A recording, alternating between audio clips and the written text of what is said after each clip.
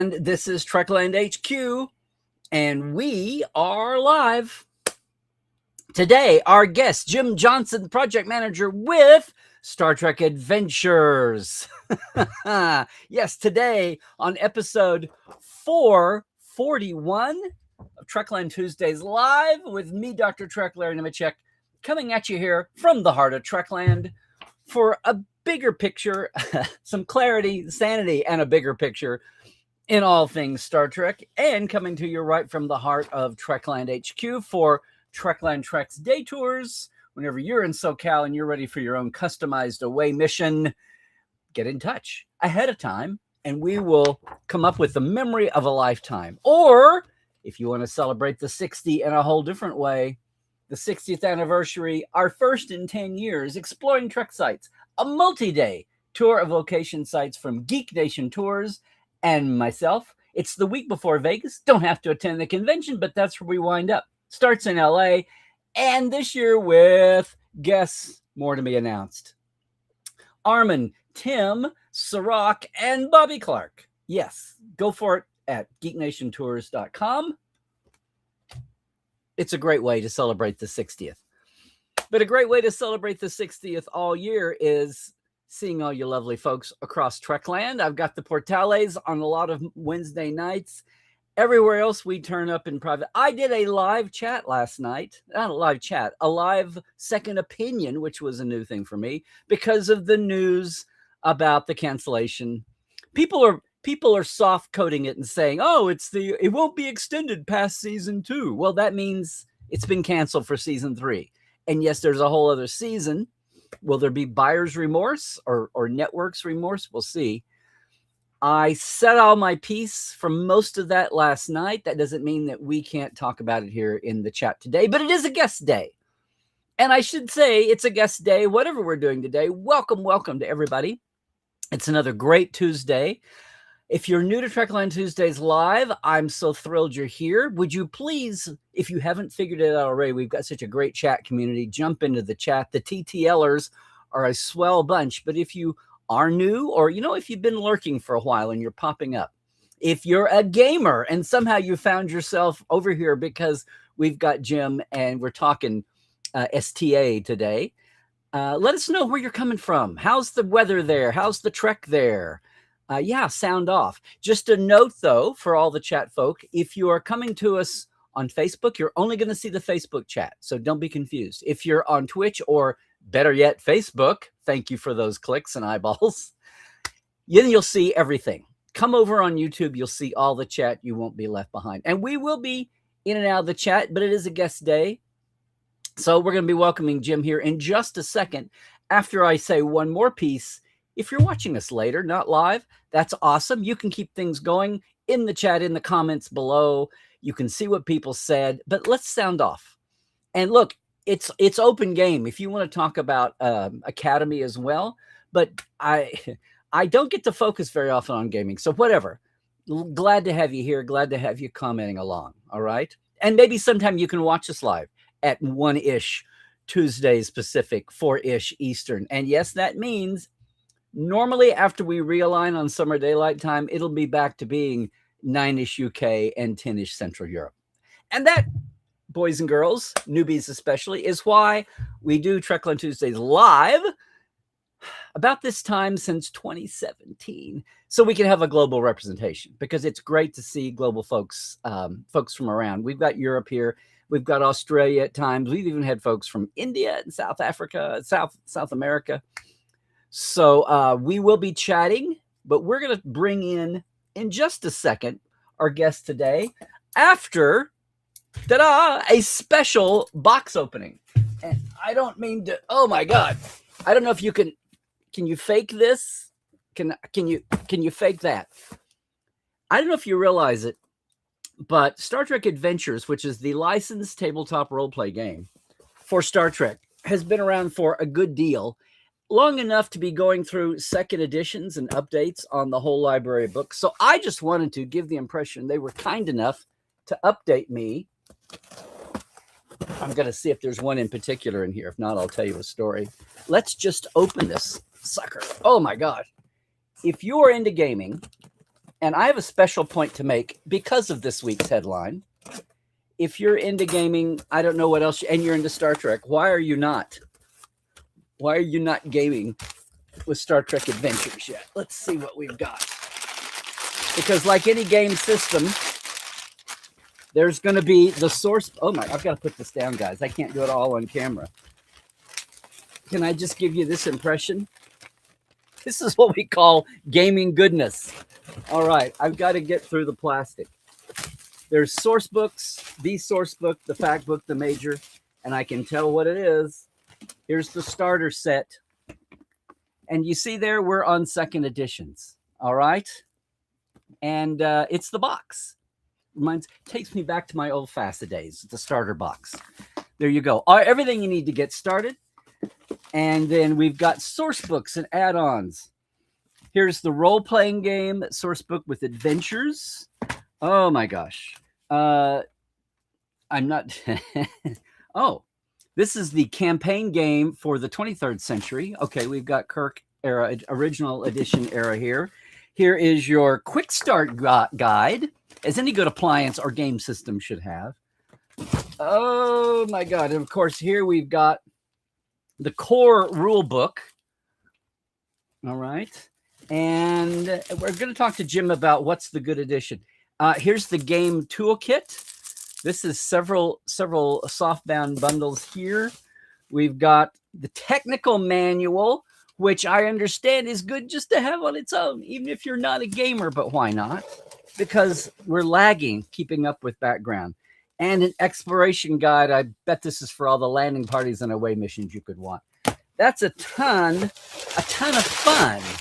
And I'll ask before I say anything. I got to ask Jim and catch up.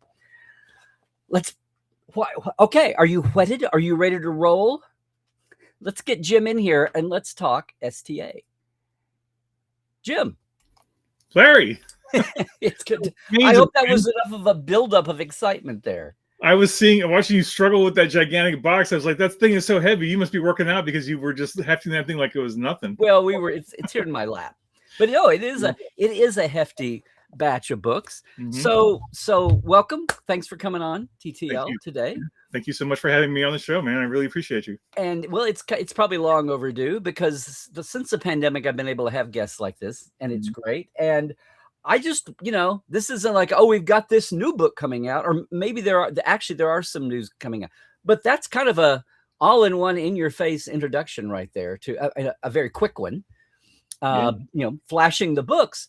But talk to us about STA, because I think the audiences, we've got folks coming in who are gamers, I say that, or maybe they're computer gamers and they're not tabletoppers, or maybe they're old school D&D and they've gone away, and there have been other Star Trek license games over the year. Mm-hmm. Maybe people are even like the old collectible card game people. But tell us a little bit about the Star Trek Adventures story and about your story.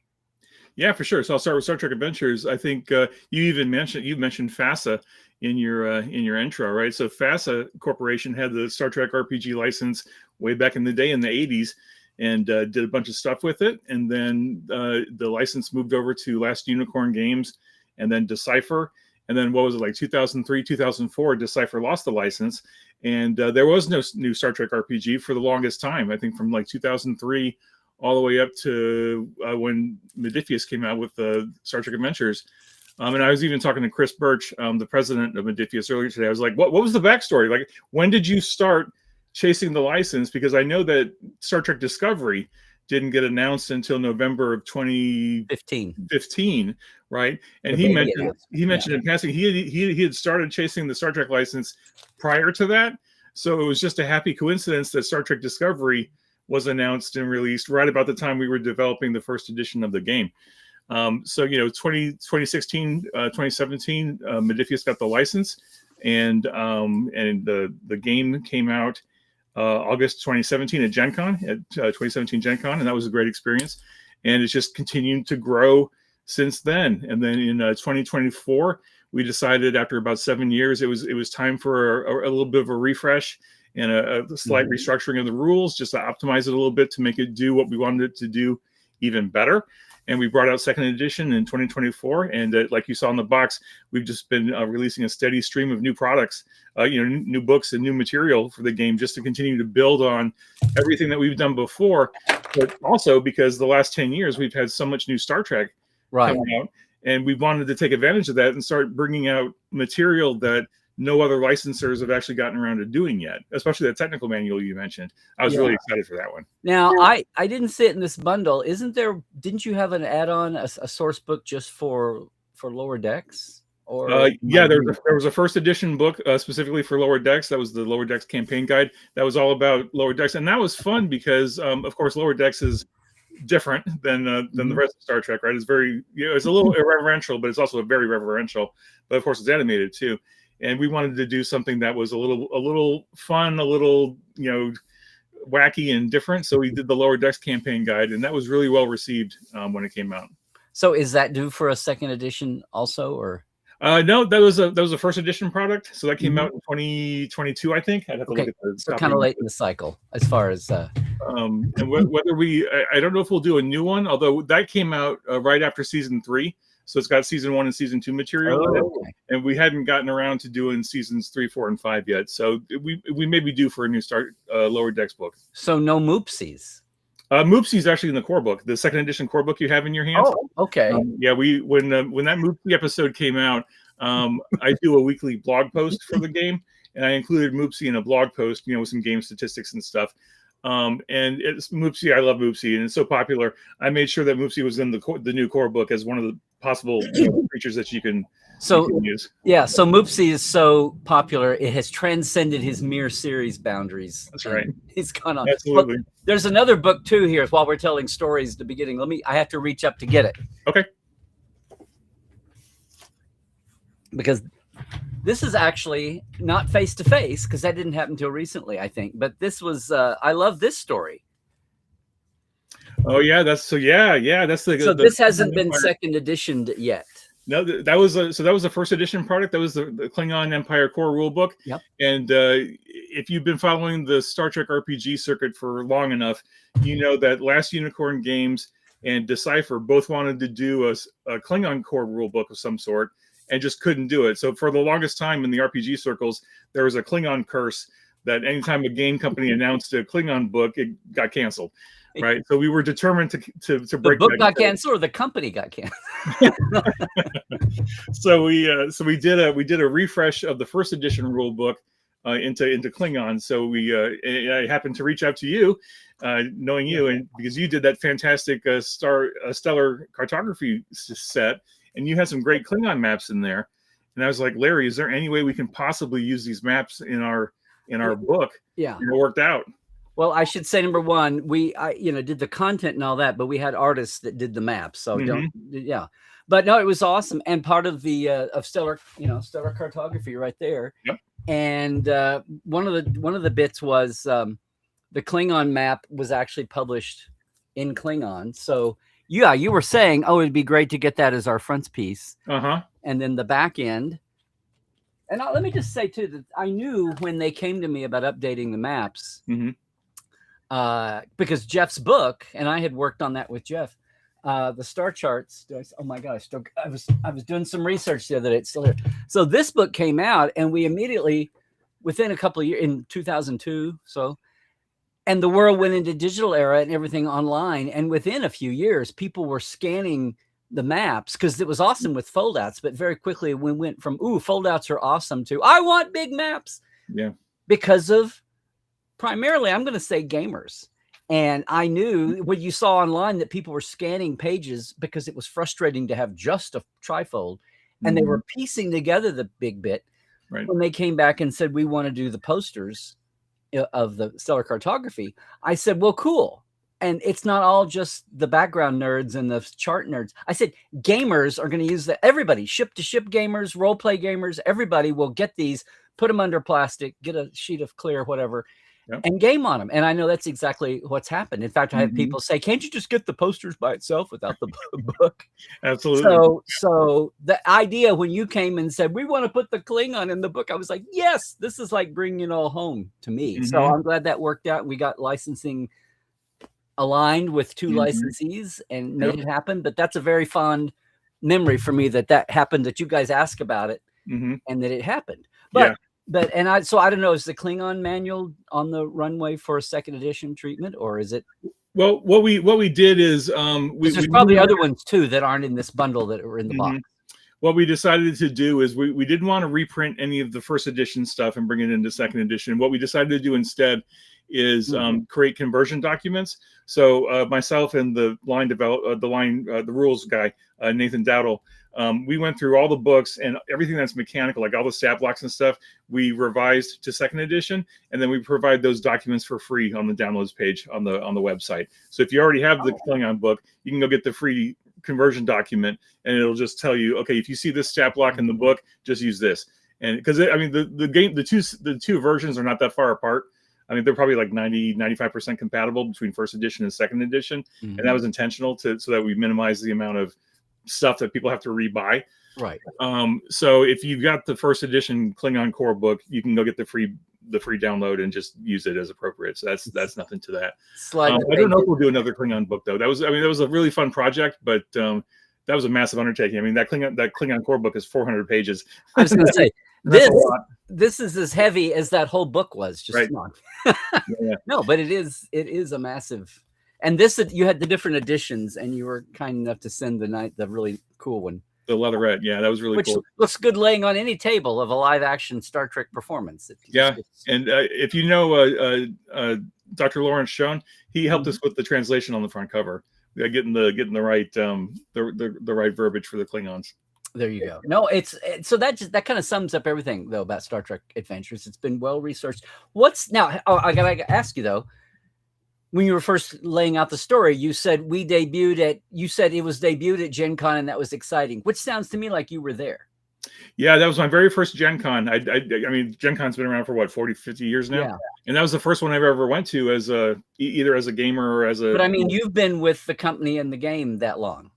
Yeah. What was your personal story?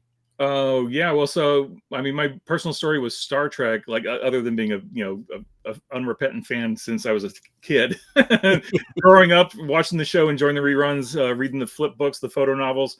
Okay. Moving on from there, and reading all your columns in Star Trek Communicator and the Star Trek original Next Gen Companion, and like I grew up reading your stuff, man, and it's just exciting to be chatting with you. I'm going to try not to fanboy though, and keep it going. You don't. You have plenty to fanboy about. That's But in 2007, actually, it was 99 to 2009. Simon & Schuster did a short story contest called Star Trek: Strange New Worlds, where they opened up the floodgates and said, "Hey, anybody who wants to write a professional grade short story, send it in, submit it. If we like it, we'll take the top 20 and we'll publish them as a book and give you a professional writing contract." And at the time, I was like, okay. I was just starting to come up as a writer, just trying to figure out what I was doing. And I remember at the time that Paramount, to the best of my knowledge, was the only studio in town that was taking unsolicited scripts. You remember? I know. Oh, right. Oh, yes. That was Michael Pillar. Yeah, everything out of desperation when he came in behind the he was late to come into the season and started that, and they worked out a legal way to do it. Now it collapsed under its own weight. Eventually, Michael had left, and as they got through Voyager, people signed a release form and still came back and said, "Oh, you stole my idea." No, we got 12 ideas just like yours. Right. We bought from one person. You signed a release form, but they got to where they were going through so much legal hassle to prove that. They said, this is why Hollywood doesn't do this, because the kid in Iowa doesn't understand that he doesn't have the most unique idea, So yes, it did get away, but for the times of TNG and Voyager and DS9, that was amazing. And they did get, they got premises, and earlier on, that's where Ron D. Moore and that's where Renee Echevarria and Brian Fuller entered the ranks. But yes, that was the thing. And then the contest, the Strange New Worlds short story contest, was kind of the same way. They said, look, there's all this fan fiction. Is there a way we can license it a little bit or make it legal? Yeah. And also maybe make a feeder for new novelists. And, that was, absolutely. And so I submitted stories for, I think, five of the 10 anthologies. I managed to get a story in Strange New Worlds 7, 9, and 10, and then 10 was the last one. 3 stories. So 3 stories, yep. Wow. And then I was able to translate that experience. At the time, one of the editors at Simon & Schuster was Marco Palmieri. He was working on an anthology of Mirror Universe stories, and he invited me to write one of the stories in that anthology involving Mirror Universe Keiko and Tasha Yar, which I thought was a great experience. And right about that time, I think we were heading into one of the fallow periods of Star Trek, because the Simon & Schuster had been doing 2 mass market releases a month plus other stuff, and then they cut back to 1 mass market release a month. So the number of opportunities of novels to work on, half of it went away, and I just could not get a novel submission or pitch through the line fast enough. I know I submitted a lot of pitches to the editors, and just even with that budding pedigree of yours as a 3-time Strange New Worlds winner. But that's all right. But so I kept dabbling and went other places, and then I stumbled into the opportunity with Modiphius to be a writer on the core book for the first edition. And Modiphius was a very, very lean company at the time, and they needed writers, proofreaders, editors, etc. And so I just leveraged my professional background as a editor and nonfiction writer, and said, okay, I can write Star Trek, but hey, I can also edit, I can also proofread, I can also do some art direction. And within 3 years, they made me the project manager for the line as a whole, and just have been going on from there. So I would not have imagined it to be a 10-year gig, but when I started. So when you sent your query and you're saying, hey, I can write, but I can edit, I can work, I can be a backshop person. Was that like as they were starting up the game itself, or had they been into it a little bit by then? Let's see, they got the license the end of 2016. They started developing the game in like early 2017. No, I'm off one. They started developing the game in 2016 in like January, and then I came on in May. So it was still pretty early in the development. Yeah. And then the book itself came out in 2017. So the news is that we've had a wave. The second edition, I say revisions, but refresh. What would we say just in general though? So we've got I haven't looked at and everybody. Hey, we'll dive into chat. I know it's a guest day, and normally we'll get in and get some. So we'll look for questions here in a minute. But before we do that, not knowing the range of folks that we've got here, how do you, when you go to something live or when you answer the mail or look at the socials, what's the STA audience, for lack of a better word? Do you get like, I say gamers, I'm talking about D&D gamers that come from the tabletop tradition. Do you get computer gamers who are excited to think it's something new to them and they've never, we in the day before we had words for everything, we had to invent words in the 70s and 80s. We didn't have them then. And I always called it paper and dice gaming. That was my term for it, because we had to, it's like suddenly we had corded phones where we just had phones, but since we had cordless phones, we had to have corded phones. So do you find that right now, are you getting do you get people who are totally new to gaming, people who, do you ever have people come into Star Trek through STA and they hadn't even watched the show? I mean, I can see a gamut and people all have their own story. Is it mostly table? I mean, what do you, people who have been Star Trek fans for ages, but this is their introduction to gaming at all? It's a little bit of everything. I think we get the hardcore gamers who've been around since the very beginning with D&D and Cyberpunk and Vampire and all that stuff. And FASA, and Last Unicorn and Decipher. I mean, for the longest time, I was on a couple of message boards, back when message boards were a thing, for Decipher and for Last Unicorn. And a few of those folks have kind of followed me over to Modiphius. But yeah, we get a lot of we also get a lot of crossover with Star Trek Online folks, because they're really into it for the starships, right? Which is great.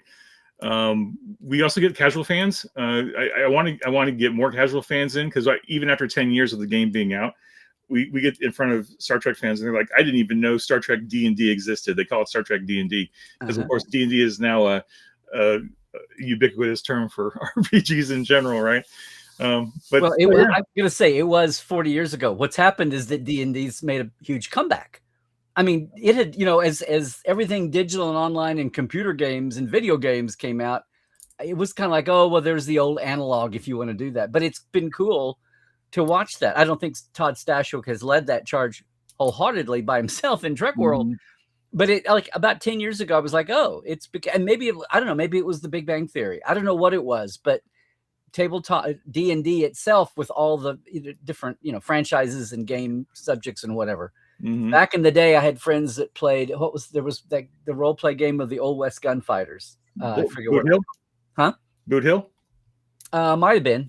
Anyway, I just remember you could have a role play. It didn't have to be D&D. You could have a role play game out of anything, any genre, whatever. Yeah.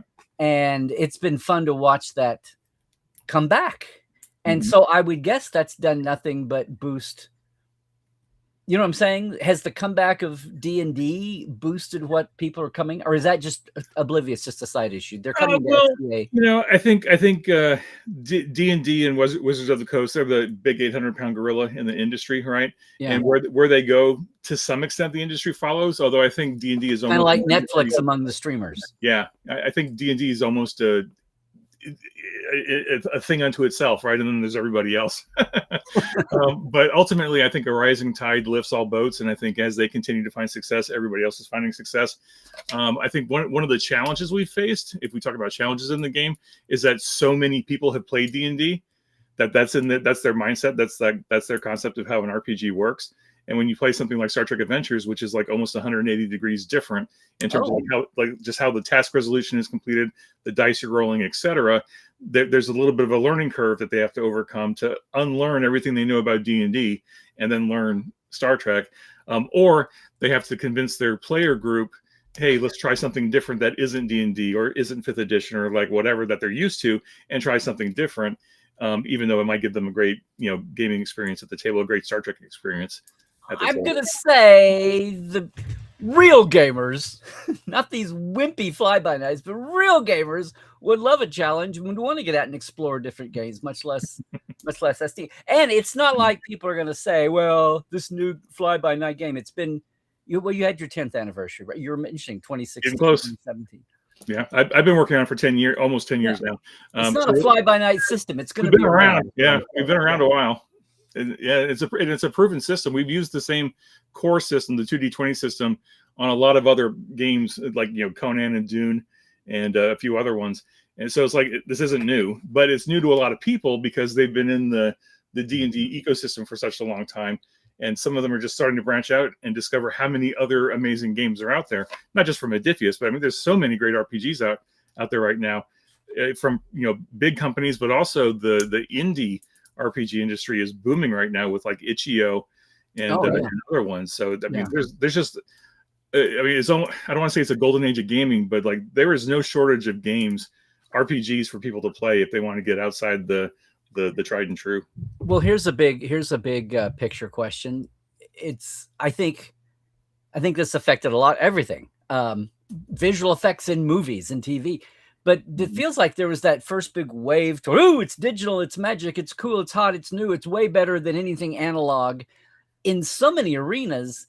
And then we've gone back, we've got vinyl records, we've got practical effects now, we've gone, do you feel like, not a pushback, because we're never going to lose video and online gaming and, and STO is going to be, and everything much beyond that. But do you feel like there's been a pushback again? People are like looking for organic experiences, and this is part of that. Where maybe 10 years ago people were like, sit down with dice, even if they were not hardcore gamer, because the hardcore gaming core has always been there. But I'm talking about the fluff and foam factor, and not on a shallow way, but I mean just where the numbers are flowing.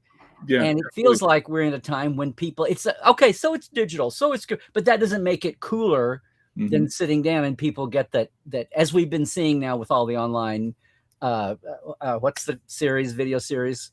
I've gone blank because my gaming brain is not as big as my other brains. What's it called? I keep wanting to say the video show. There's so many game groups that are on video. People subscribe. Maybe like Critical Role. Okay. Huh? Like a Critical Role, maybe? Yes, thank you. Critical Role. Good grief. With the play on roll. Yeah. That has become a thing, and I say organic more than analog gaming has come back. And do you see that reflected in yeah, I think so. I think especially during the pandemic, right? People were so hungry for connection. And I think not so much video games, but like the ability to connect online with like Twitch or Zoom or Discord or like whatever format or platform you're using. Like communal storytelling is so powerful, and theater of the mind is so powerful that if you're able to get a group of people together at the game table, or whether it's virtual or in real face-to-face space, to be able to sit together and spin a story together, I mean, that there's so much power in that would transcend any computer game, because of course the computer games, you're limited by what the programmers programmed into it. And I don't think, certainly someone correct me if I'm wrong, I don't think there's a computer game yet that can organically change as you're playing it, so that it can be completely unique every time. I think it's still constrained by what's programmed into it. But with an RPG, you've got a game master and a group of players. You can sit there and yes and all day long and create whatever story you want to create. You don't have a special effects budget. You don't have an art budget. You can create literally any creature or character or situation that you want. And this, I mean, truly, the sky's the limit. Like Picard said, limited only by your imagination. Yeah, that's exactly.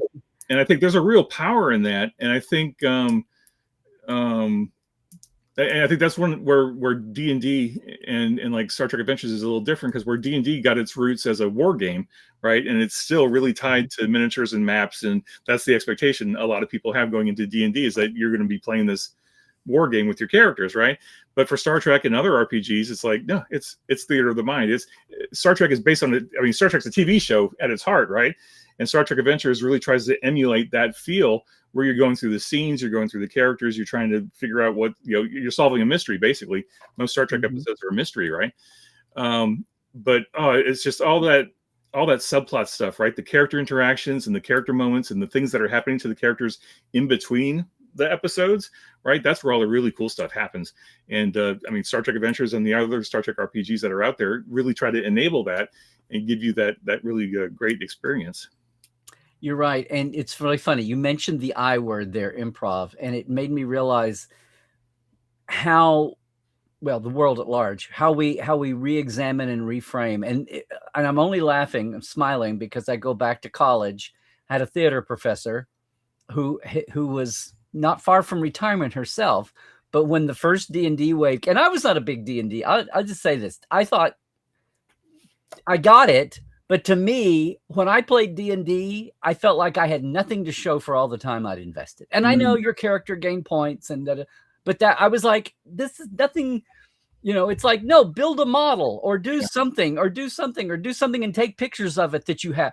But like, I spend all this time and we accomplished, now I'm talking about being with my friends. I was like, I finally realized if I was going to be with my theater and journalism and, all my worlds, if I'm going to see the people, I have to go game. So I just finally gave up and said, fine. And I kind of did it passive aggressively, and I'm going to say that. But I get it now. What I didn't get then was, and college is not even the best crucible, because you're going to see people. But when you get out and you're out in the big mean world and you're making those social bonds with friends or new friends. But it was such a thunderclap of a movement in a moment.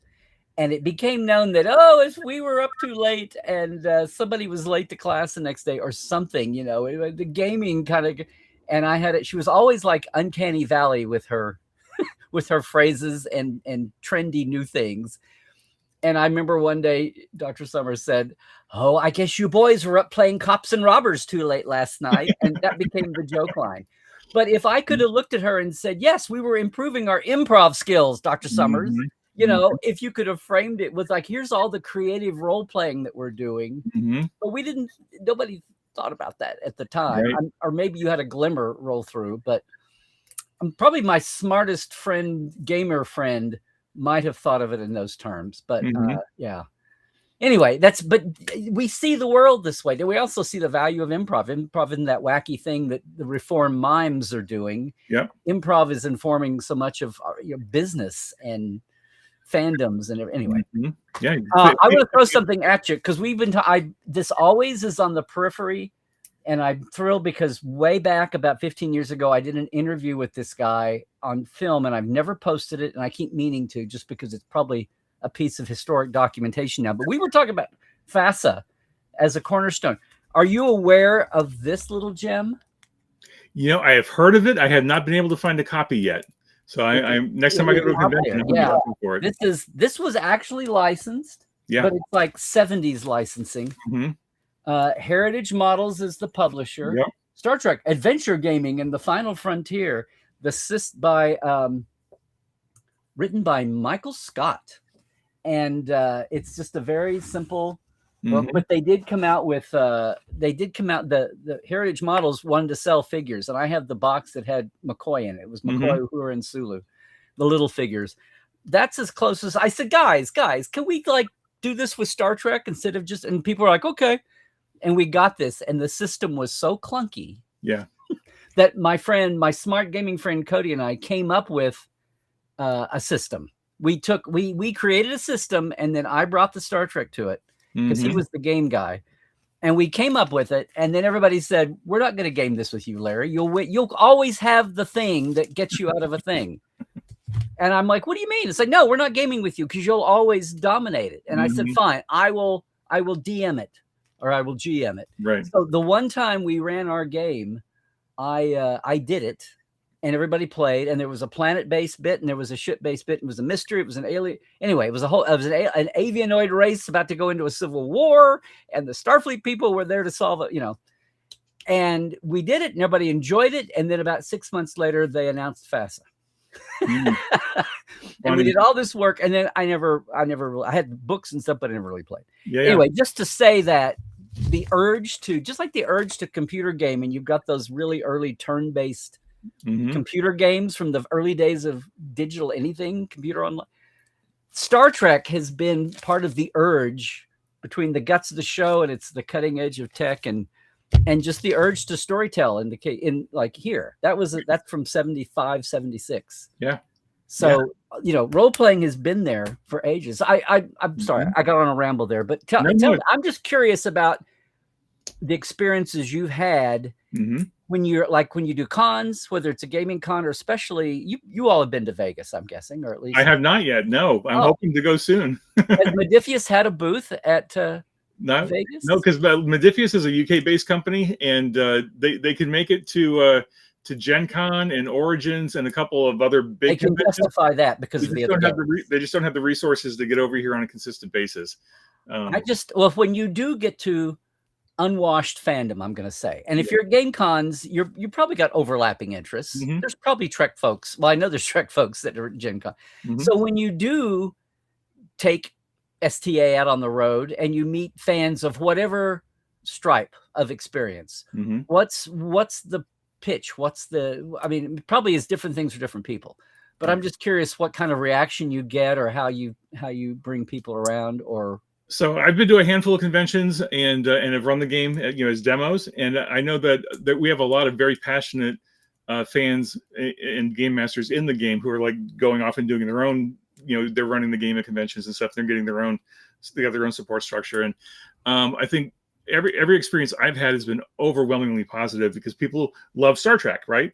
And they want to have a Star Trek experience at the game table. That's the entree into lots of things. Yeah.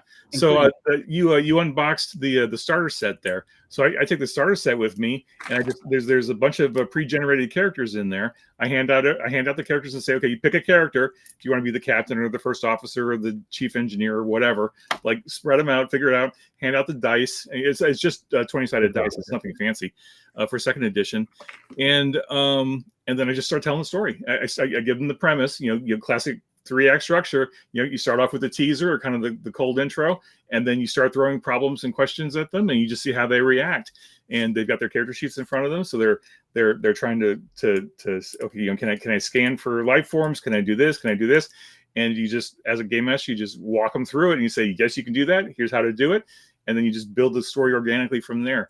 I usually have a little bit of an outline, but 99 times out of 100, the story that we collaboratively end up creating together is always going to be better than what's in my outline. I'm at least giving them the starting point to tell the story. And the game system is like the core mechanic of the game is simple enough. You can teach it like a minute, and then you can just add in the other more detailed bits as you go. But even just using the basic mechanic, I got a group. We played for almost 3 hours. And we got through 2/3 of the story, and then we ran out of time. But every one of them were like, "Is there any way we can get together later or tomorrow to finish this?" Because they were so invested in their characters and in the story. I mean, they didn't care about the game system, but they were just invested in the moment. They were like, we're building this thing together, and there were dramatic stakes and stuff, and they wanted more of it. And that's a win right there, is if you can get them engaged. And this was a demo at a con that went for 2 hours? Almost 3 hours, yeah. Almost 3 hours? What, at Gen Con or somewhere No, else? this was at a little convention in Minneapolis I went to last fall, Galaxicon 2025 last year. Yeah, 25. And I mean, there were only like 300 people at this convention, but they were all really excited to be there. And I had a group of 8 people around the table, and they were all really into it. And I was just grateful to be there and to be able to share Star Trek with them and spend some time, telling a story together. So, and it was I'm sorry, it was a general across the board convention, or what was the? Well, the Galaxicon is more for the LGBT. Oh, okay, it was Galaxicon. Community. Okay. I mean, generally science fiction, fantasy, but there was a strong Star Trek contingent there. Okay, that's what I was wondering, because you go to a mixed franchise event, and the idea that you have really devoted Trek fans, which happens, even at San Diego Comic-Con, there's right. I'll be going to Shore Leave again this year in July, and that's in Pennsylvania, Lancaster. Oh, that ought to be right. That's a mixed genre convention as well. Yeah, but the roots are Star Trek, and very much so. I mean, they've had to diversify a little bit, but I think its spiritual heart is still. And they've got a healthy gaming contingent, and I think we're going to run a bunch of demos, or I'll run a bunch of demos there. Modiphius won't have official support there, but I'll be there. So, okay. Hoping to get people to sign my book, and I'll sign their books, and just have a good time. Yeah. Good old fashioned content. Well, I mean, Shore Leave used to be, since pandemic, I got to check this, but Shore Leave used to be the away mission annually for all the Star Trek. I used to say the New York Star Trek Mafia writers. It still is to some extent, although the turnover in the editorial department has reduced that a little bit, but a lot of the usual suspects show up year after year. And so their fans are there, so there's a Trek contingent there. And by virtue of Shore Leave, having gone to Shore Leave so many years because of Strange New Worlds, I got to know a lot of those writers, and they became friends and professional peers, and I managed to invite a lot of them to work on Star Trek Adventures with me. So you'll see a lot of the same novelists having worked on Star Trek Adventure stuff. I mean, wait, is this a new kind of wrinkle? Like Dayton Ward, Keith DeCandido, Christopher Bennett, Kelly Fitzpatrick, Derek Tyler Attico. A lot of the writers who've done Star Trek fiction have worked with me on the game just by virtue of those connections that we made at Shore Leave. So like published scenario. Book. Like Dayton and Keith wrote sections of the Klingon book that you showed a little while ago. Oh, okay. Of the big reference books. Like I'm looking. This says game toolkit. There's starter the game toolkit is a game master screen, and then there's a bunch of extra starships in there. But if you look at the core book and even some of the supplements, you'll see some of the novelists appearing, because I said, hey, you want to come play with me in the game world? And they were like, sure, let's do it. And I guess being Star Trek, so like you've got positions like you were mentioning in the little startup demo you did. Captain, first officer, science officer, chief engineer. You didn't mention chief medical officer, but I'm sure it's in there. But then you can also do species, right? Absolutely. I mean, I'm not trying to plug it, but we just released a species source book. Plug it. This is literally just about to come out. It's on pre-order now. Hold it up again. This is the species source book. Where you can see a group of getting ready to go on a ship there. But this is 60 new species that you can add to the games. And we try to pull from all over the Star Trek franchise to bring new stuff. We've even got, Lanthanites and Jem'Hadar and, a bunch of other stuff. But just to give players more options of things that they can play, because especially in second edition, we tried to broaden the scope of the game so that if you didn't want to play a Starfleet game, you can go play literally anything you want to play. If you want to be a bunch of Jem'Hadar doing the will of the Dominion, go play that game. If you want to be a bunch of Romulans, do that. You want to be a bunch of Klingons, do that. If you want to be a mixed mercenary band doing your thing, fighting the... You don't have to be Starfleet good guys. You don't have to be Starfleet good guys if you don't want to be. I mean, that's kind of the core conceit of the whole franchise. So we kind of lean toward that a little bit. But we wanted to give everybody options of here's other stuff you can go do. Because the galaxy's big enough for everybody. So why not do whatever you want to do and have fun with it? And you have a level of ship. It's not obviously it's not techie. You're mentioning STO. If you're a ship pornista, you want to go, but for with role playing at a core, you're able to role play being a ship crew and being in ship to ship encounters and all of that, right? Yep. Absolutely, yeah. And the starship combat is a part of the game. It's not the focus of the game, because other games do that, well. And ultimately, Star Trek is about the characters, right? And ships are every bit as much of a character as you wouldn't have Star Trek without the Enterprise, right? So we try to give players and groups a lot of options to customize their ship to make it feel uniquely theirs, so that it's an important part of their game and campaign. But it's not like you're focusing on shield points and whole face, weapon facings and that kind of stuff. It's not that kind of game. And you're buried in your tech screen, right? Which was always the. How do you tell the cool gamer from the sad gamer, the one that's buried in there? Yeah, who's not interacting. What's as you go out and so I'm guessing the game seems to be healthy. Modiphius seems to be healthy. I was very glad to see STO. Just in the economics. Forget Star Trek. Well, don't forget Star Trek, but it seems like more than ever Star Trek, as we saw the headlines this week again, is caught up in what's going on in the world, the economy, situations, and the fickleness or the mob, stampeding of trends and all of that. But I was really tickled to see that Star Trek Online. I was worried for them for a few years, and they've kind of come back and resettled and seemed like it seemed like you guys have been just a steady growth. Is that what's kind of been? There've been like peaks and valleys, or does it feel like it's because it's not? I mean, it can be very fancy, awesome publications, but there's just something that's very core settled about tabletop gaming to begin with. Yeah. And Star Trek is, happening. Has it felt that way? Is that kind of where the curve has been with you guys? Yeah, I think Star Trek Adventures has been slow and steady from day one. I think there were some peaks and valleys, but I think broadly speaking, it's been on a steady climb. And like, if you're not Dungeons and Dragons, you've literally got to hand sell your game and grow your fan base one person at a time, right? There's no huge thing that's going to suddenly spike our sales. I mean, you would think that a new movie or a new TV series would help, but it's just been slow, steady growth. And we're making the best of it. You didn't have a spike when the Lower Deckers were playing the Klingon role play? I mean, a little bit. I think some folks were like, "Oh, when are we going to get that version of the game?" It's like, well, we've already got it. We got the Klingon core rulebook. Go get that. So yeah, no, it's been steady, and I think you alluded to this indirectly a little bit on your chat yesterday, where you were saying that Star Trek has had its high years and it's had its fallow years, right? And in those fallow years, I think it's the licensors that sustain the franchise, right? I was going to ask you this. It's the novels, it's the comic books, it's Star Trek Online, and it's Star Trek Adventures. I think those are the four pillars of fan stuff that are servicing the fans when there's not a new TV series and there's not a new movie, because we're Star Trek fans. We want to be fed new stuff, right? We want to be able to do things with our fandom while we're waiting for Paramount to figure out what they're doing, and the new order is trying to. That's the polite way of saying it, but yes. Well, I'm trying to be polite. I don't want to bite the hand that feeds me, right? But we don't know what they're doing, and until we figure that out, we've still got. The smart hand that is feeding you ought to be awfully glad that you're there. You would think, right? And the book line, and the comic line, and STO, and all of that. Yeah, right. Because like the novels have been around for forever. And Heather Antos over at IDW is doing fantastic work with the Star Trek comic books. And then you got Thomas Maroney and everybody else over at Star Trek Online. They're doing great work for 10 plus years now.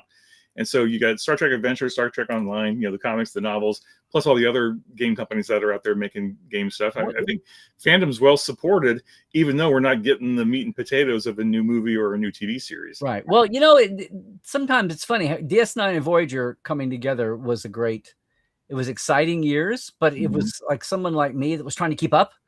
There was a lot to process and digest and get down. Yeah. That we kind of caught up, and then we've had this splurge of the last few years, and maybe I'm going to say in TV in general, big cinema TV, cinematic TV, and the big spike in big TV and all of that, prestige TV. There are series that aren't going to be seen for 18 years, and people are going, "Oh, I totally missed this," especially like those pandemic years. and they were you keep the churn down, so give them fresh stuff every week. Right. And people were all racing Netflix to do that. Well, Star Trek had its own mini version of that.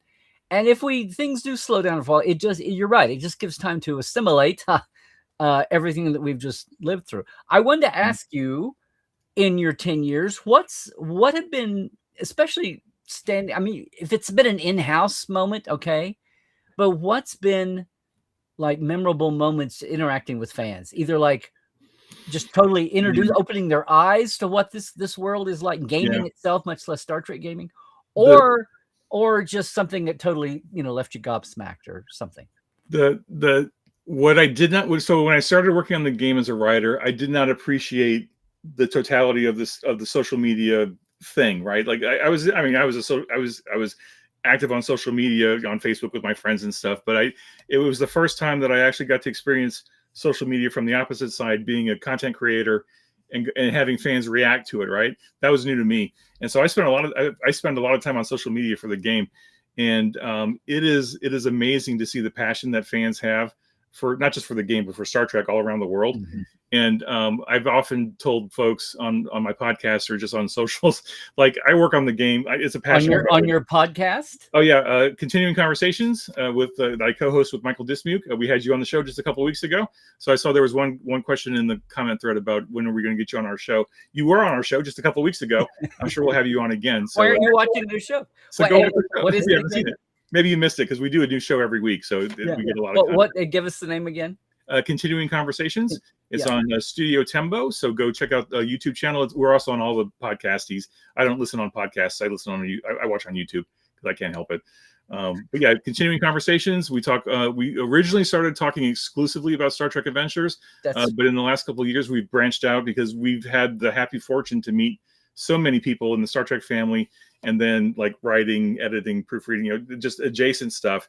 And we've been extraordinarily blessed with the Star Trek family and how generous they are with their time and willingness to come on the show and talk. I mean, including you. You were just so generous with your time to talk with us. And that's true for like the vast majority of the Star Trek family. Like we invite people and they're like, yeah, we'll come on the show and talk for an hour about Star Trek. And it's like, really? You're going to talk with us? It's just so cool. So yeah, we've been doing that for the and it is, but it's pure. It's Star Trek focused. That's our continuing conversations are all Trek originating, at least. Our roots is in Star Trek Adventures, but we started to branch out a little bit. We're talking more broadly science fiction, fantasy, all about the story. Like it's like infinite stories and infinite combinations, because the power of storytelling is what we're really interested in. And if it happens to be science fiction and fantasy, and with some Star Trek thread to it, that's what we're shooting for. Well, I apologize if I was rambling today and I repeated what we talked about in your podcast. No, man, it was great. It was great. I'd love to have you back on to talk more. Well, I was going to say, but what's I was trying to see if you had any like just gobsmacking moments interacting with fans in your team. Absolutely. I think one of the coolest moments I had was because I work on the game at all hours of the day. Sometimes I'm up late at night working on it. I'm editing or proofreading or something, and I'll need a brain break. So I'll go find a Twitch or a YouTube channel of some group playing the game, and I stumbled upon a group it was either Germany or Poland who were playing the game in their native language, of course. So I couldn't understand any of it, and the subtitles weren't working, but I could see what they were playing because they had the printout in front of them, right? So I could see which adventure they were working on. And I was like, oh, wow, I'm just sitting here watching this. This is a group from halfway across the world in a completely different language, and they're playing it because they love Star Trek and they love RPGs, and here they are playing my game. And it's like, that was gobsmackingly cool.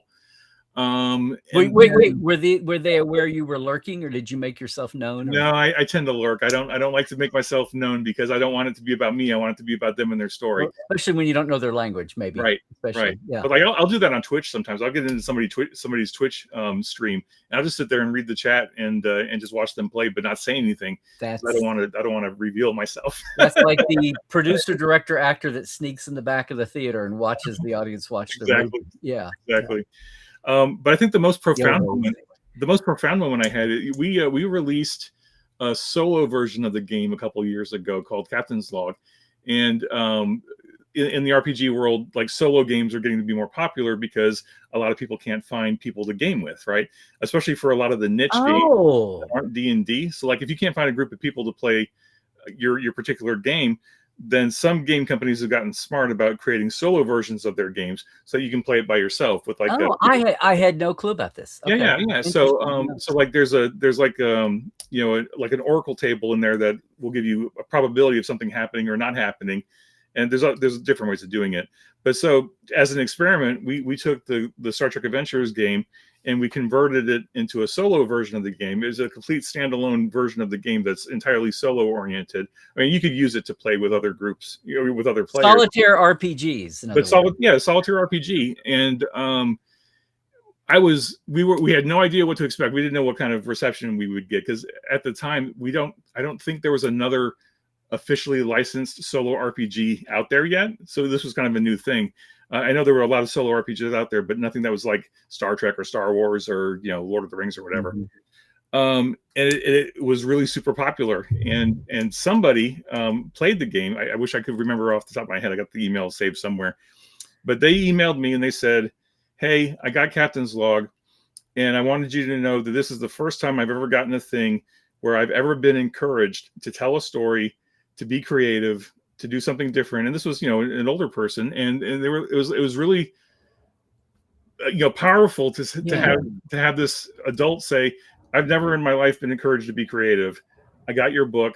I was encouraged to be creative and to tell my own Star Trek story, and now I'm doing it." And I think he was posting his stories on a blog or something, and it turned him into a writer because he got the opportunity. We gave him the tool he needed to unlock that creativity, and he went off and running with it. And I was like, I can't put a dollar value on that, right? I mean, that's a book that we created over 2 years of hard work and effort, and we just threw it out onto the market because we didn't know what to expect. And here's people coming back to us saying, "You helped me be creative in ways that I've never been encouraged by a teacher or an educator or a family member or whatever."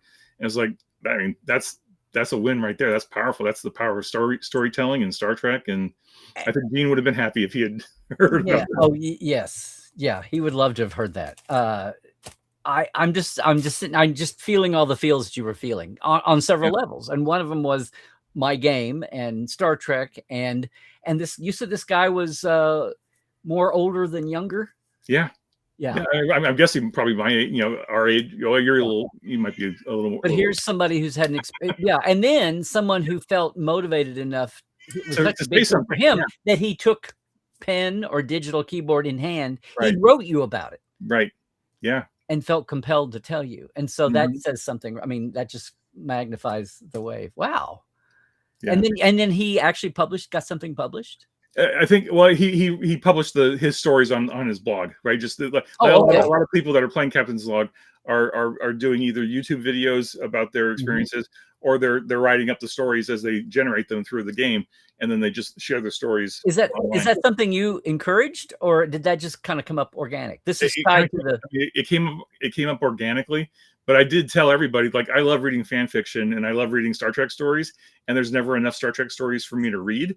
So kind of in a devious way, making this game to enable people to write more Star Trek stories is just feeding me, because now I can go read them. Selfish you. Absolutely. Selfish you. Well, what have we? I mean, it's been an hour. I don't want to keep. Thank goodness for spring break. I was going to get you out the door faster, but I knew once we got, and I knew you. Once we got you, that just didn't just fall off a turnip truck about all this. You can't shut me up. Or didn't just fall off a Loyola route truck or whatever. You want to look and see if there's any questions on? Oh, yeah. I did want to say that, but I want to say too, if there's something we haven't covered that you want to get out there, I want to make sure that we get there. I'm back scrolling. Well, maybe we're not on. Are we on Facebook or Twitch? Oh, you know what? I turned everything off last night and I didn't turn it back on. But we're on Facebook. That's fine. That's the most important thing. Are you recording? We're recording. We're there. Yeah. So you'll be able to watch it in the replay. Oh yeah, no, it's all there. I just realized that I had turned off Twitch and Facebook last night. Well, thanks so much. So we're good. It's better than the weeks I mysteriously had YouTube turned off and we couldn't figure out why. And I finally found the little whatever.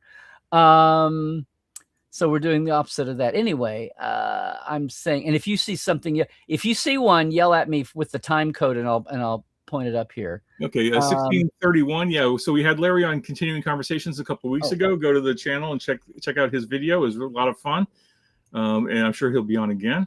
I really enjoyed that. What I love are I'll put this up. I love the hosts that manage to get me to talk about something I haven't thought about in ages, like either old memory wise, if not old in years. But because they do so much talking now versus the old days. So this is Cairo, this is Robert Cairo from Vienna, who has been a fan for a long time. He's been a Portal member for ages. He comes to Vegas at times, but he's got a business. He's a retailer of Trek stuff, and he's always on the thing about the difficulties of getting American products into Europe, and especially the last year or so.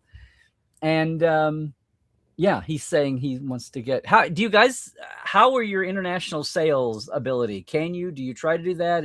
Are there any hurdles? I mean, there's always hurdles, but I mean, you had some Germans or Poles playing. So Modiphius is in the UK, and we have a warehouse in the Netherlands, and we have a warehouse in America, and we have stock there regularly. I think if you reach out, have them reach out to the either the sales team or just customer support, we'll get you hooked up.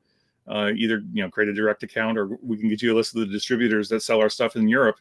We have a huge fan base in Germany, France, and Poland. I know for sure, and some other ones too. And I know that we have translation partners in all those countries working on translation versions of second edition. So if you don't want it in English, eventually it'll come around in your favorite language. Probably. I would be surprised, just to mention France, but then Poland. How did that? Do you have any idea how that was sparked? It's the power of Star Trek. It touches everybody. I mean, yeah, but I mean, like, you just go by the general overseas markets. It's, UK, Germany, Australia, and then little bits. The rest of Europe always felt like it was just where it had, and because it's led by the original, who's buying the shows, right? To show them in mass. So so thank you, TARDIS Captain, about the original question, and then thank you, P. Goodman, for being right there with the answer on your own before Jim even got to it. Oh, here you go. Tom Benyon, love playing STA for over 3 years. New writer question. What sample types in a portfolio best demonstrate to a project manager that a new writer is ready for a professional contract? Oh, that's a great question. Whoa, let's just go serious here for a second. So I've been a freelancer in the RPG industry for 20 odd years, not just Star Trek, but just a bunch of other games too. And I think consistently,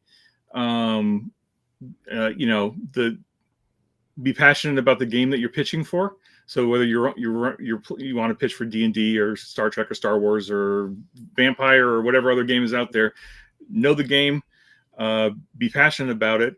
Don't be bad mouthing it on social media, because like project managers go look at social media and we'll see the posts, right? And you would be surprised how many people bad mouth the franchise or bad mouth the game, but yet want to write for it. It's like, okay, how do you do that? That doesn't make any sense. But so be passionate about the game, be passionate about what you're doing, especially for writing for an RPG, know the game system. I think I've seen a lot of writers who are like, oh, I like Star Trek, but I don't know anything about the game system, but I'm going to go write for them anyway. It's like, well, no, because like RPG is that weird kind of middle ground between technical writing and fiction writing. Like you need to know the franchise, and you need to know how to write a story, but you also need to know the mechanical side of things. And like I don't expect writers to create new mechanics, but you need to know what the existing mechanics can do for you and how that can influence your story, right? So know your game system, and then just the practical stuff, like get your stuff proofread, make sure it's clean, because you only get one first impression. And if your submission's full of typos, then okay, I may not like, if I get two new people sending me submissions and one's clean copy and the other one's full of errors, I'm probably going to lean toward the clean copy, because everybody's time is precious, right? And I've only got so much time in my day to edit and proofread, and I'll go with the easy out. You sound just like 1966 Gene trying to help his TV writers write sci-fi and try to help his sci-fi writers write TV. Oh, yeah. Kind of bridge the thing. Or any of the script coordinators talking about, look, I'm sorry, you may have a great idea, but if you turn us off, if it's sloppy or you're not whatever. Right. Yeah. But it's exactly that. You've got a job to do, and you can only do so much. And best thing you tell people is don't shoot yourself in the foot, however you can do it or not do it. Yeah. And I think that's something I learned as a writer, right? Don't do the editor's job for them. right? Don't not submit something because you're convinced that they're going to reject it. Let them reject it. Don't reject yourself. Just do your best work, submit it, and see what happens. And if you're lucky enough to get notes, even in a rejection, do that. So here's Carl back. And this is a good point. When I explain the difference between D&D and STA, you say D&D is like a war game and STA is a narrative, like it's a campaign, right? We have D&D campaigns. Well, a campaign is like a military adventure, a war game. And STA is a narrative Star Trek simulator. Help them grok the game. Yeah. I was going to say, I started to say this a while ago and it got off track, but I remember as computer games came up in video games in the 90s and being around licensing and just hearing the thing about the battles with a lot of the companies that then blew up in the .com bust. But that first boom of games in the mid-late 90s, the struggle that Star Trek had trying to get, and it was 30 years ago when people weren't quite as savvy as we are now about this, but everything was first-person shooters, and the orders were on high that Star Trek cannot just be yet another, first-person shooter. Like, we've got to have the mission, the campaign, the mystery, as you were saying. It's got to be about that. It's not just to shoot them up, right? Or a ship shoot them up. And that was really hard to get across in that first world of, the first wave of games. But it's that same sentiment. Star Trek is different. This is the core of Star Trek, and whatever it is, especially in a game, you have to reflect that and find a way. And that's why RPGs, I always thought, had it over computer video games, because they were all about the visceral, boom, boom, boom, and the pew pew, and and role play, sitting around a table with your friends on an adventure, just lent itself to that. Absolutely. So Philip is a up and coming writer, and that's a very nice. Great to hear it. Bit there to say. That warmed my heart. Being a fan fiction writer in my roots, that's like, it's just great to hear that Star Trek has helped, or Star Trek Adventures has helped encourage that. I love it. Yeah. Let's see what else we've got. Ranger Donnie, I see your comments. Yeah, if I'm gonna let Jim go in a minute. If anybody wants to talk about Academy, we can do it, but I'll do it after we let Jim go. Narda. So Narda is in the Outback. She's of the gray-haired generation, but she's young in spirit. She's with us all the time here, and she comes in from the Outback. And Narda, it sounds like maybe gaming is something you could, especially in one of those solitaire games. If Trek, she's always talking about how she's the lone Trek fan for miles around. So maybe a solitaire game. What are they called? So Captain's Log is the solo version of the game. I say grab, if you don't want the book, grab the PDF. But we do sell in Australia. I think distribution has been a little bit of a challenge just because it's so far away from everything. But well, it might be far away from her anyway if she's in the Outback. But yeah, I think I say that with love, Narda. No, but I was calling it a solitaire. I know the title is Captain's Log, but isn't there an industry term for that you were using? Oh, the solo RPG. Yeah, solo RPG. Solo RPG. Yeah, not a big leap, but here's Carl is still boosting for you. STA is fun because the system is set up for the player to say, "I want my character to do this," instead of a player saying, "My character sheet only allows." Yes, I totally got you, Carl. Yeah. Those years when I was dragged into gaming in college, no one cared. I could have walked away and no one would have missed me. What happened to Larry? Oh, I don't know. But I was unawarely fortunate to be with a bunch of art and theater guys and gals. But the whole thing about the get the book and hide behind the screen and everything is, I was with people that people were self-creating scenarios, and I was never with anybody that just hauled it out of the book and did it right off. Store-bought scenario. Everybody, I had people that would do. One of my friends did a thing where there was it a Moody Blues album? Anyway, there were clues. He did a thing where there were clues in the tracks of this album. I did one where somebody basically did a Wizard of Oz campaign. It was medieval, but the Wizard of Oz characters were like beaming in, and you didn't know it at first because it was a small black dog, and then it was, and after 2 or 3, you wait a minute, this is Wizard of Oz, aha!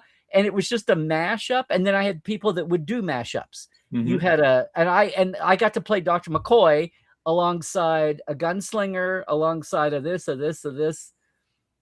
So I just got really spoiled, I realized later. And then we would come up against somebody who, the DM who was like, no, this is the way the game is going to go. And whatever you came up with, he was just going to find a way to, the epitome of the worst DM GM. What are your leaders called in STA? In STA, game masters. Game masters. Okay. And even that term is a little dated, but I don't think we came up with something better by the time we released the game. Mission master. I've heard game master. I've heard narrator. I've heard Q. Some people refer to themselves as the Q for the game. Oh yeah. The old school gamers still call themselves DMs because they've never quite gotten out of that. It's just habit. I know there's no dungeon. Force of habit. Yeah, absolutely. Yeah, it's just force of habit. It's like still saying Kleenex or Xerox. Oh, look at this.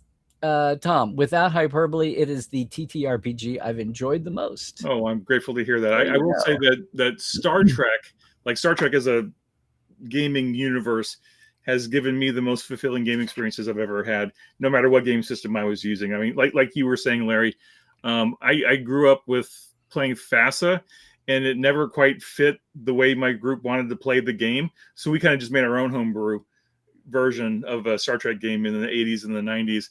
And then it wasn't until Star Trek Adventures came out that I felt like we actually had a game system that fit what we were trying to do all those years ago, with telling it by scenes, and then bringing in supporting characters and bringing in all the subplots and all the B plots and stuff. None of the other licensed games quite did it the way we wanted to do it, so we just made up our own game and made it work. And then eventually, switched over to Star Trek Adventures. And then and then someone hands you the keys and you're ready to go. That's what I keep telling everybody. It's like, don't just do what you want to do. That's what, like, I loved Bijo's, all the books for the 70s, 60s, and 70s, but I was like, but this is what I would do if I could, or this is what I would add, or this is the way this needs to go further this way. And I would do it. And then that's, and for 10, 15 years, I've been on this, well, longer than that, but in public, about the behind the scenes folks. And lo and behold, it feels like they're starting to, like, they're turning up on stages at cons, and even the studio is letting the showrunner talk with the actors. It's kind of amazing. Anyway, it's like, go do what you're driven to do. And you may think there's 7 other people in the whole world that care about this the way I do, but probably not. Probably not. And eventually it will come around to where but that's cool to hear that. You were, I wasn't even a big gamer. I was just mad about when the gamers told me that it was clunky. I'm like, well, then let's fix it and do it. And that's exactly what you did. The Cairo, the exact opposite of massive multiplayer online RPGs is a solo tabletop RPG. That's for sure. There you go. Christoph is in Western Austria. Nice. And who is also Portale, and he'd never heard of. So I'm not alone, Christoph. There's a lot of them out there now. I mean, within the last, I don't know, probably 10 years, a whole bunch of new ones have come out. Here's Narda agreeing. Robert, we're making up for the time when there was no YouTube, and now only YouTube. Cairo says, if he recalls correctly, there's a German translated version of STA. Yep. Yes. Okay, Mona, be careful while you're listening. Rashid is in London. This is great. Okay. Thanking you for the advice there, I think, about the see, Halbjorn's in Ireland. Iceland. Wow. Oh, I'm sorry, Ireland. Yeah, Halbjorn's in Ireland. Well, I don't know. People got people doing RP. Yes, RIP for Chuck Norris. RIP for Starfleet Academy. Hey, Jared, someone who's run STA sessions at cons and on cruise ships in both North and South America. Where is the most unusual place you've heard of game sessions happening? There's a good question. I don't know how unusual it is, but I know folks were playing it on the Star Trek cruise at least a couple of times. I was working on it on my honeymoon in New Zealand and Hobbiton, but I don't know if that really counts. I wasn't actually playing it. How many years ago was that? I mean, that was a while ago. Okay. And still together? Yeah. Okay, so nothing catastrophic from working on your honeymoon. Okay. I mean, it was 10 minutes typing on my Neo. It was not it was not long and in depth. We were waiting for dinner to be served at the Green Dragon Inn. Oh, okay. Well, typing on your Neo also, right? Also, okay.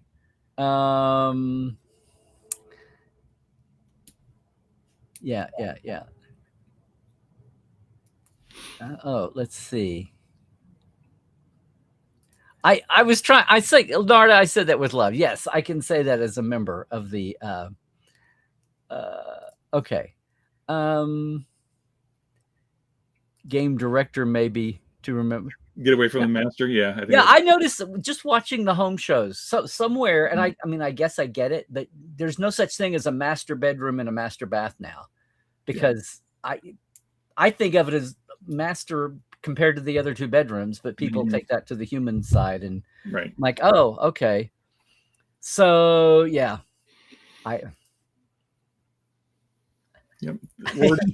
whatever it was, I may have the wrong band, but it was a theme album. It was totally an album's album.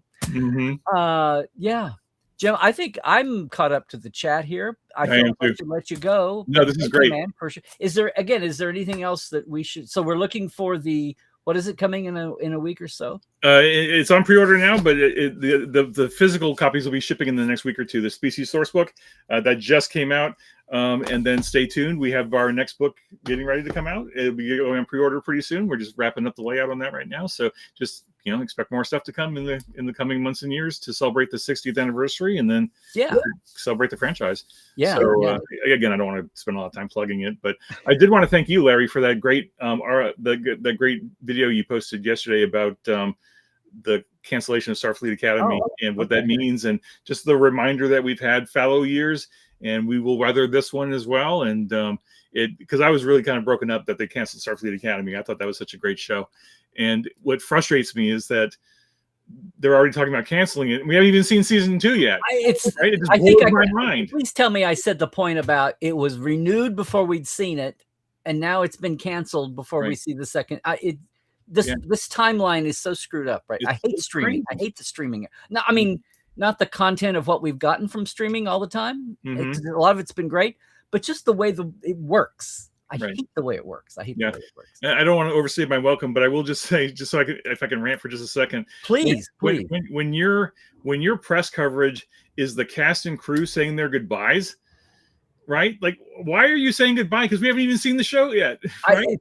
Like they did that for Strange New Worlds, where they're saying, at the end of season 5, oh, here's all the actors and guests saying goodbye to everybody, and we're all wrapped up and we're all done. So long and farewell. It's like, wait a minute, it's gonna be another year and a half before we see what you just did.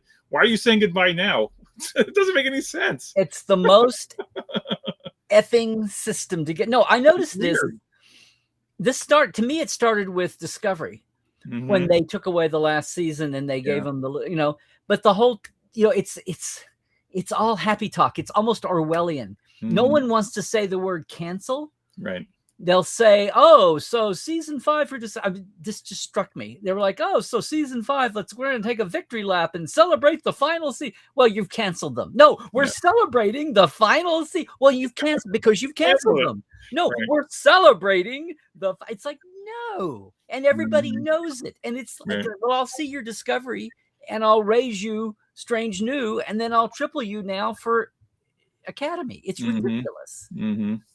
Yeah. I mean, they just premiered the show in January with all the happy talk about the future, and it's barely been 2 months later. It's just mind-boggling. I said I went on and on about I've hated the streaming series because they write, and then it's a year before they film, and then it's a year before it's seen, so you can't talk about it in public, or only the inner circle can.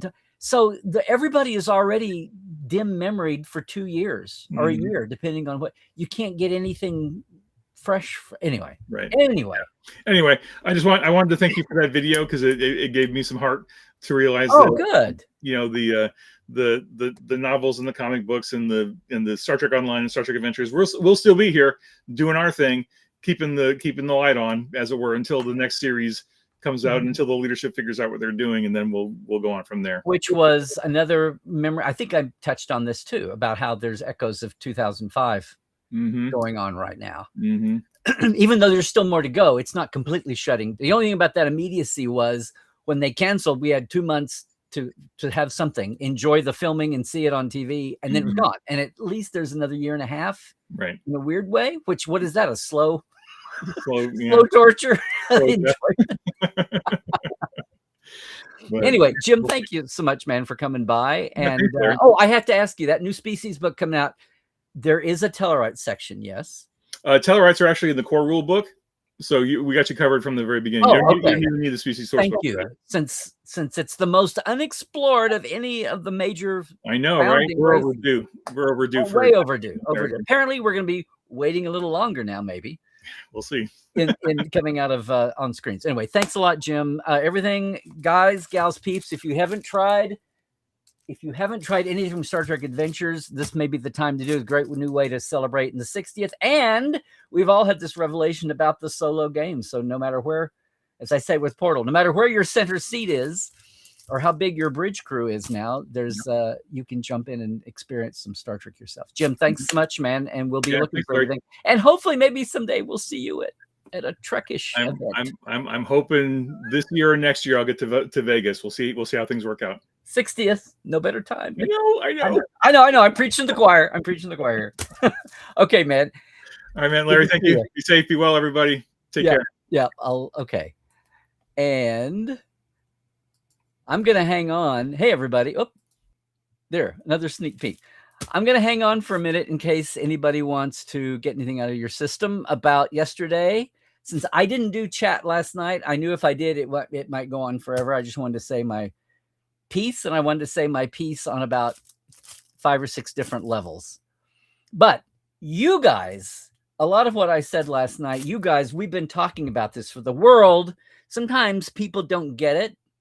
And I can be this way too. I'm not trying to be omniscient, but sometimes people don't get it until it's right in their face. I said for a year before the 2009 movie that whether it was good or bad, it was still just a movie. And nobody wanted to hear that rained on the parade of new Trek until almost literally the day or two after the movie opened. And people were like, oh, and now we have to wait 3 years to get 2 more hours of this. It's one of those kind of just those revelations. So yeah, we've been talking about and this it's an ending for the show, and people are weirdly processing their thoughts about Academy ending, even as they know there's 10 more hours to see that were all completed at a time when people didn't think that might be the last 10 hours. Will there be a coda at the end? I've been hearing that maybe they knew this was coming far enough back to massage the last couple of hours to have more of an ending midway through. At the end of sophomore year, nobody gets a senior night. I don't know. But the world is certainly focused now on mourning the end of Academy, but also realizing just it's not a cluster. It's just, we're just in a morass. We're just in, not quicksand, but we're just in a swampy time of no one knowing what the hell's going on. And it has nothing totally to do with Star Trek. And it doesn't have anything to do, it doesn't just have to do with what the hell is happening with Paramount, what's it going to, or Warner Mount, and what that means. What does it mean for Star Trek? But what does it mean for the friggin' media consumption industry? If that's what this art is now, if we're all just, content cans of applesauce going down the assembly line. Anyway, you guys and the Portales and anybody that's heard me live at a con or somebody else's podcast, I've been talking about this for the last year and a half. It's frustrating. We want to know what is happening. And then if you want to critique that, critique it. But you can't critique something that you don't even know. You're in a car blind, auto-driven, and you don't know where you're going to even talk about what it is you're going to do next. And yet that's all still a year and a half down the road, because we've got 26 hours more of Star Trek to see from 2 different series. So on one hand, it feels done. On the other hand, it doesn't feel done.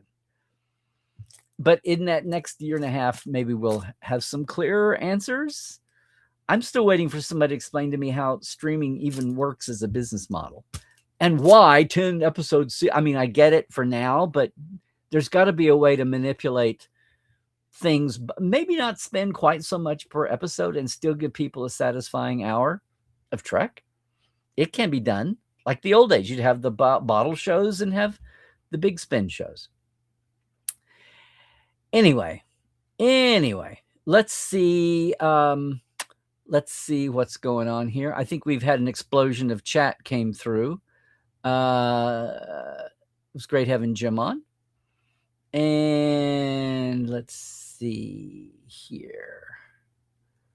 Facebook. Yeah, Facebook. I had Facebook turned off from last night. I only did that live chat last night on YouTube to kind of focus everybody. Okay. Just call it the Galt. Okay. Yes. What? Christoph. CERN now delivers antimatter by truck. What? For now, it's almost as expensive as Omega 47, though. I was going to say, or this AI. AI plan to be charged like a utility, not as a fee. Hey, Cairo, downtime is that it takes so long. The upside, though, is all the localized versions with dubbing get released at the same time. Okay, Robert, thank you. Bring in that international experience, that international viewpoint. Fine. All the different language dubs can be done. Fine. But they didn't, they had a week or 2 or 3 or 4 to go before. How long does that take? Don't you have an army of interpreters? Your gripe about the cancellation of SCA2, just as Larry said, yeah, bloody stupid to cancel a show before you even had a chance to see the season. Well, and Jim's point was what a hell of a way to promote the show. There are some out here who are grimly wondering if it may wind up being the early plan for Prodigy season 2, which was, we're going to go stuff. What was the classic Warner Brothers? Roadrunner? What was it? We're going to go stuff this in the can and take the tax rebate on it. Yeah. You're going to make these people promote their new show when it starts up in a few months? A year from now, when season 2 is out, everybody gets to be depressed instead of joyful when they promote the new season.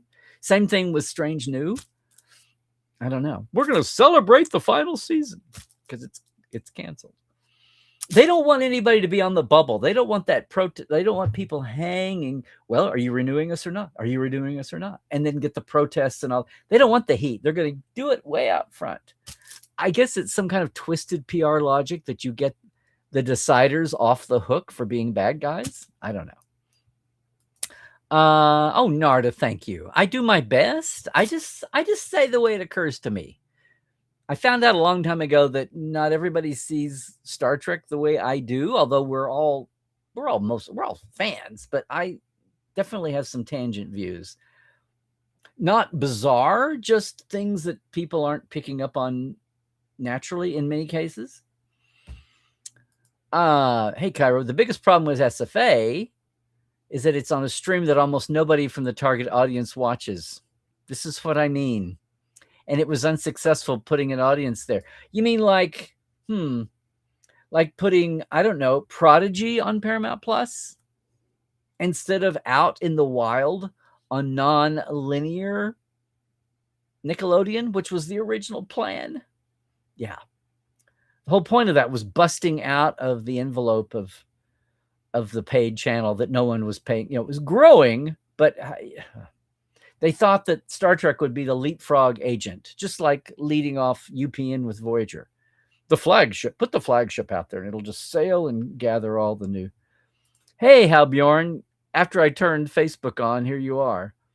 But now we do not have anything new in production or pre-production, so the wait for new Trek series will be a while. I mean, we have new to us, but not new. Yeah. We're on this 2-year wave gap, weird differential. Some more thanks there to Jim.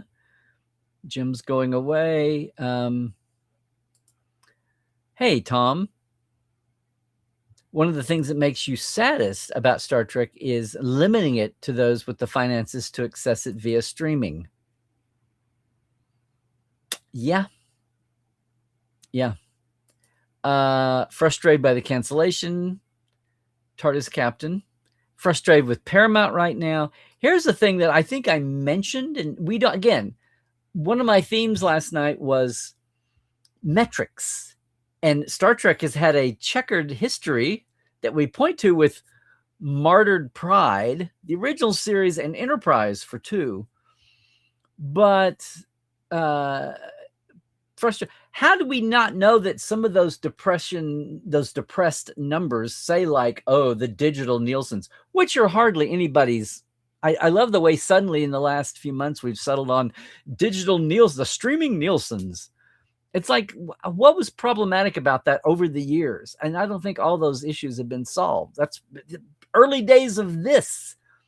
The first few years of Trekland Tuesdays Live, I gave you the parrot rankings every week because they were trying to make sense for streaming shows in the vacuum of Nielsen's not existing or not making sense or flailing around trying to create a relevant way to measure the streamers. And I don't know if we totally got there. I meant to read a critique about the online streaming Nielsen's, but to use that. But if we're going to talk about numbers, what about all the conscientious, liberal, progressive Star Trek people who canceled subscriptions for Paramount? So not just the view numbers for Star Trek, but just their subscription count number. And none of this is transparent. We don't know this. Like we critique the old school analog Nielsen ratings. Go critique that. But at least it was the same apples and oranges for everybody. And we could see who was on top and who was not. And we don't have that transparency. And as I said, that was half of the battle of the writers and the actors strikes 2 years ago. New technology, no one knew. No one was allowed to look behind the curtain at the numbers because it was corporate. You know, it was home owned. So yeah, lots to be frustrated with. This is good, Robert. Paramount is frustrated with Paramount right now. There's left arms, right arms, and middle arms. Right. Yeah. Again, what we've been talking about, and they've been in transitional state for 4 or 5 years. There's been no breather. I'm amazed that our friends who are still at Paramount have been able to get through all of this. Meanwhile, Academy is still at number 5 on Germany's Paramount Plus, which I know is a smaller, thank you, Gerhardt, smaller number there.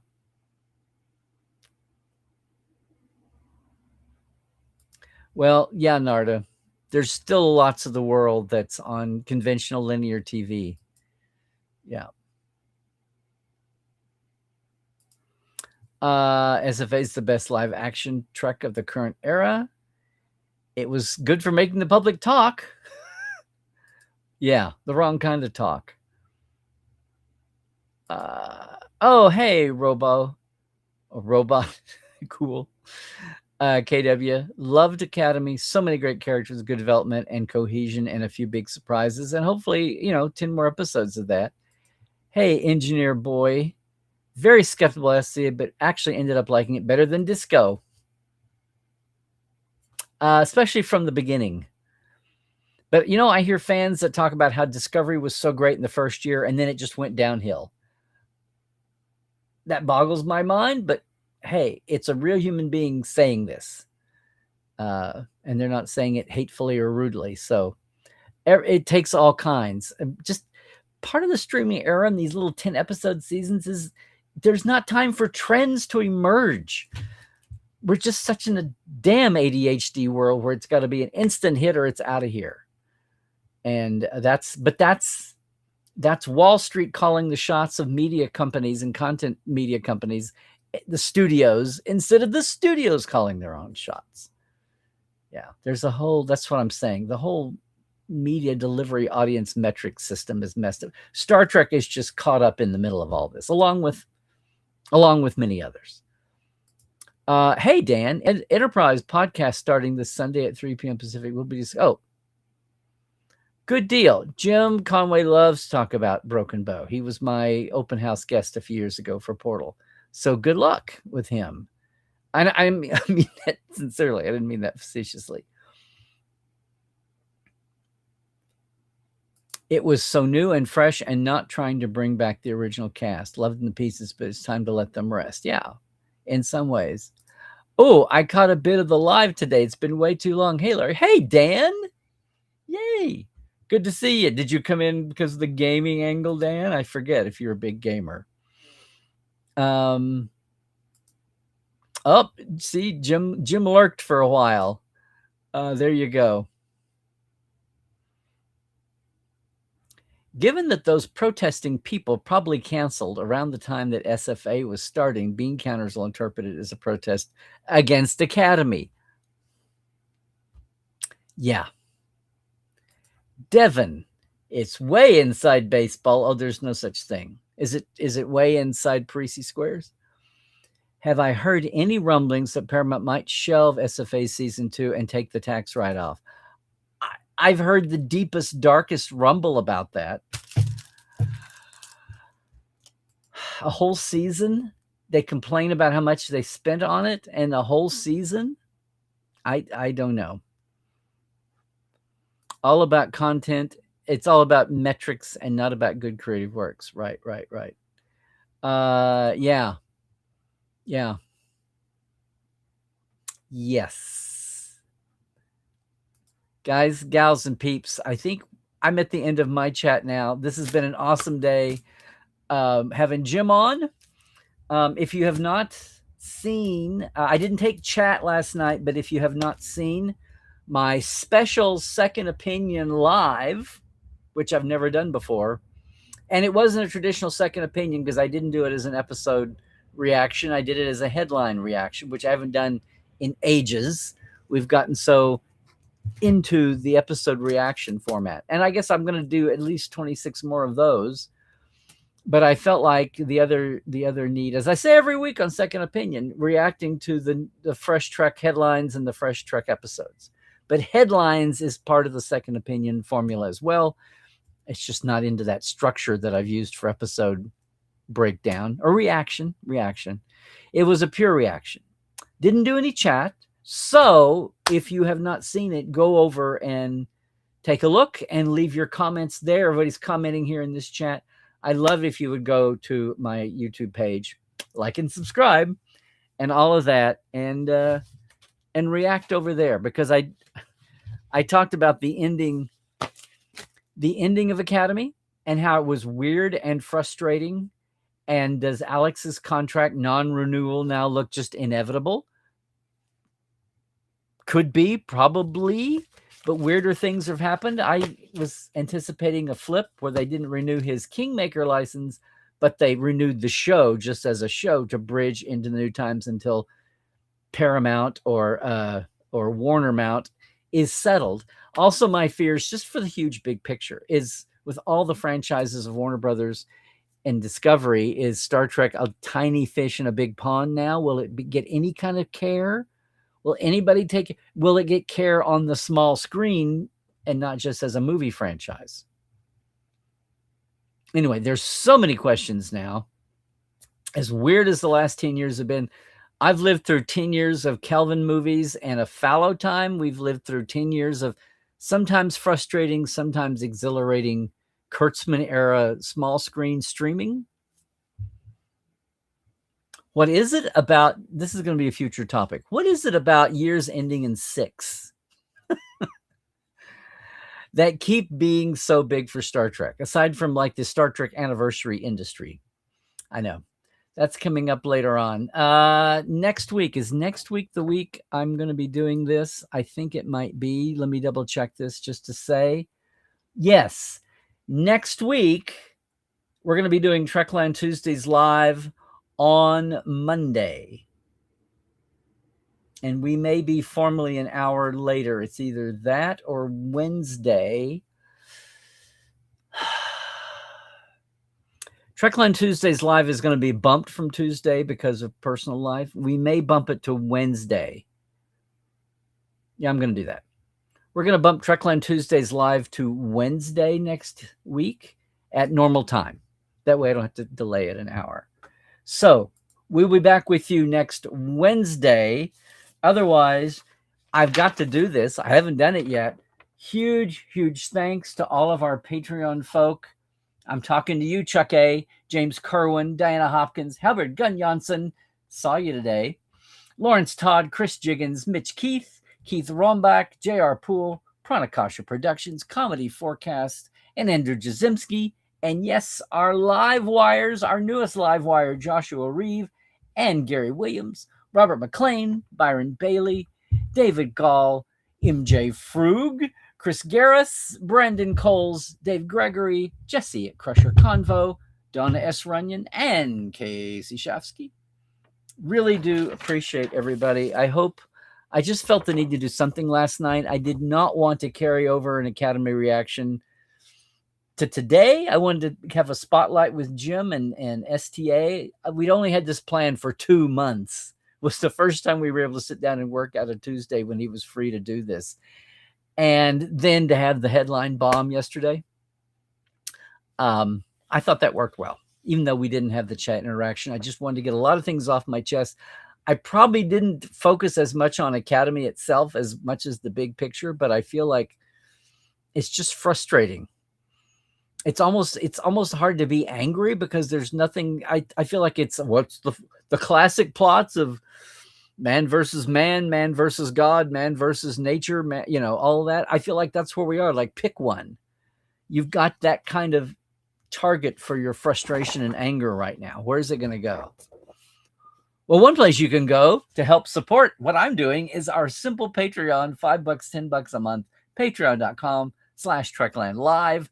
Love it. I appreciate everybody so much there. We're going to get caught up on the access on the interviews. And hey, it is hiatus time now. We're coming up. It'll be well into April before season 15 launches, but we're working on shows now. But in the meantime, during hiatus time, our Trekophiles Tonight meetup group on Discord is still happening every other Monday at 4. You can get into the Roddenberry Patreon and into the Roddenberry Disco $1 a month on the Patreon there. Easy to do, easy to do. Otherwise, 14 seasons of the Trek Files at, podcast.roddenberry.com for all of them. I need to update this. thetrekfiles.com is how you can access us on Memory Alpha. Yeah, the socials. It's at Larry Nemechek on Twitter and Blue Sky. It's Larry's Trekland on Facebook and Instagram and YouTube if you haven't already. Please like and subscribe and share us, ring the bell, do the alerts, do all the things. If you want to keep diving backstage Trek, we will get to finally catch up with a lot of these people being released from studio scrutiny.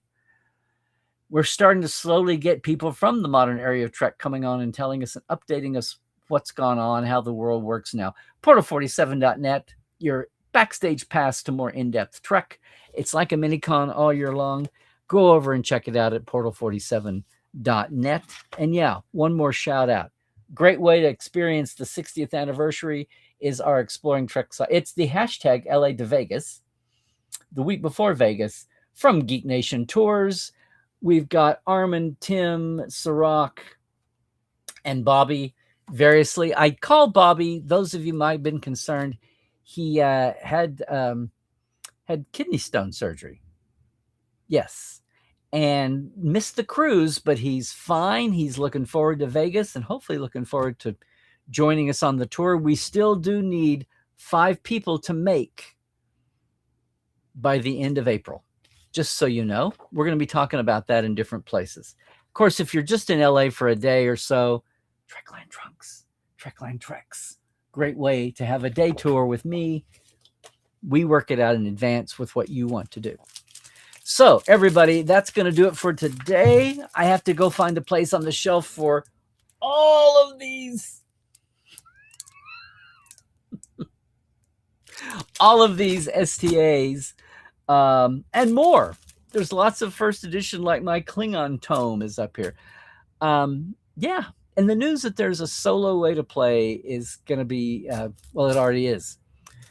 welcome news to a lot of folks. So thank you once again to Jim Johnson from Modiphius, who is project manager for Star Trek Adventures. And he's right, we're right. As people look at an uncertain future here, you can do more than just buy everything on discs. In fact, some people tell me they're getting them secondhand on the aftermarket, so they're not putting money into corporate Paramount. Okay.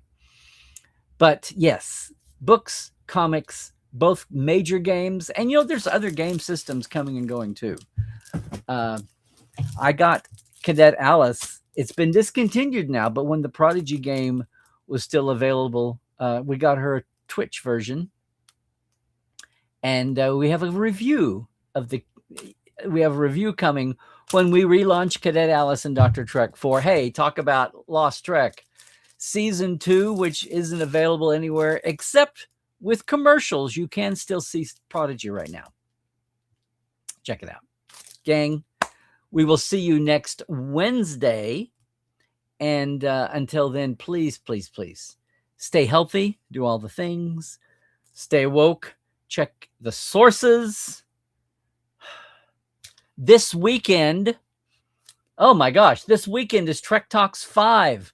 I'll be on in the middle of the day. We're going to celebrate the 30th anniversary of Trials and Tribulations with none other than Ira Bear, Dan Curry, and Terry Farrell. Of course, it's part of the Trek Talks Day to benefit Hollywood Food Coalition. This is the 5th annual year.